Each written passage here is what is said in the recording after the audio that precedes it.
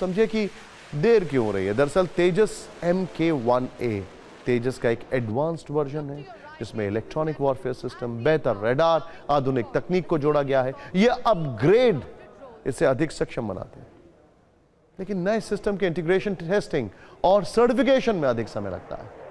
ऐसे जटिल तकनीकी सुधारों के कारण प्रोडक्शन धीमा हो सकता है। तेजस MK1A में कई महत्वपूर्ण कंपोनेंट विदेशी कंपनियों से आयात किए जाते हैं। दरअसल तेजस मार्क 1A के 65% से ज्यादा उपकरण भारत में बने हैं और 35% सामान बाहर से बन रहा है। इसमें इस्तेमाल होने वाले इंजन की सप्लाई अमेरिकी कंपनी जनरल इलेक्ट्रॉनिक करेगी, जिसमें काफी देरी हो रही है। जनरल इलेक्ट्रिक ने पहले फरवरी-मार्च में डिलीवरी का वादा किया, GE जिसे कहते हैं, फिर अक्टूबर तक सप्लाई की बात की, पर इसमें अभी भी देरी है। इसके अलावा तेजस में इजरायली रेडार इलेक्ट्रॉनिक सिस्टम लगाना बाकी है, जबकि इजरायल युद्ध में फंसा है और इसकी सप्लाई में भी देरी हो रही है। तो जब तक इंजन और रेडार की सप्लाई नहीं होगी तब तक मामला अटका रहेगा। इन कारणों के अलावा और भी कई सारे कारण हैं। अगर इसे आप डिटेल में समझें तो तेजस MK1A एडवांस वर्जन जेट है। इसके पार्ट्स विदेश से आते हैं और इनके इंटीग्रेशन, टेस्टिंग और सर्टिफिकेशन में लगने वाला समय काफी ज्यादा होता है। कोविड-19 के बाद से कई उद्योगों में सेमीकंडक्टर और दूसरे आवश्यक उपकरणों की आपूर्ति बाधित रही है। खासतौर पर विदेशों से एरोस्पेस ग्रेड के पुर्जों की डिलीवरी प्रभावित हुई है। HAL की फैक्ट्रियों में आउटडेटेड प्रोडक्शन तकनीकों और सीमित असेंबली लाइनों के कारण बड़े पैमाने पर उत्पादन में दिक्कतें आई हैं।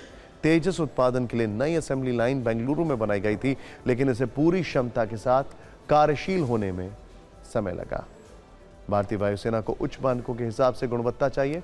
HAL इसे सुनिश्चित करती है। फाइटर जेट्स के उत्पादन से पहले विस्तृत ग्राउंड टेस्टिंग, एयरबोर्न ट्रायल और अंत में रक्षा मंत्रालय की अंतिम मंजूरी मिलना आवश्यक होता है और इसमें भी समय लगता है।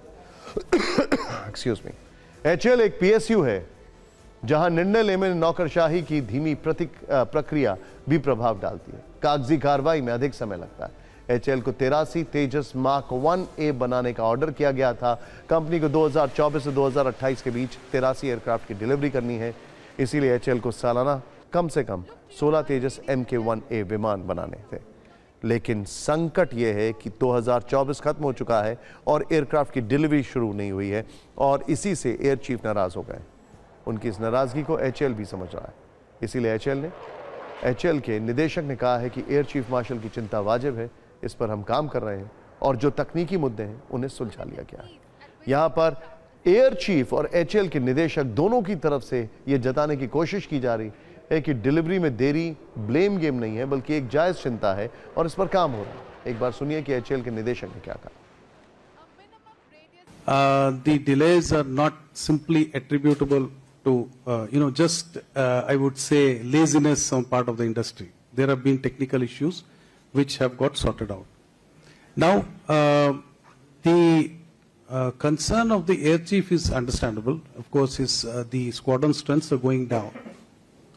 So we have now promised that we will have all these structures ready, and we have conveyed this. We in multiple meetings at different levels. We have conveyed this, that we are building this, and once the engines are available, this will start rolling out.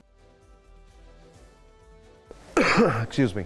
वैसे सूत्रों के मुताबिक HAL को उम्मीद है कि PM Modi का अमेरिकी दौरा तेजस मार्क 1A और तेजस मार्क 2 प्रोजेक्ट में रफ्तार लाएगा, क्योंकि इंजन और दूसरे पार्ट्स की डिलीवरी की स्पीड बढ़ जाएगी।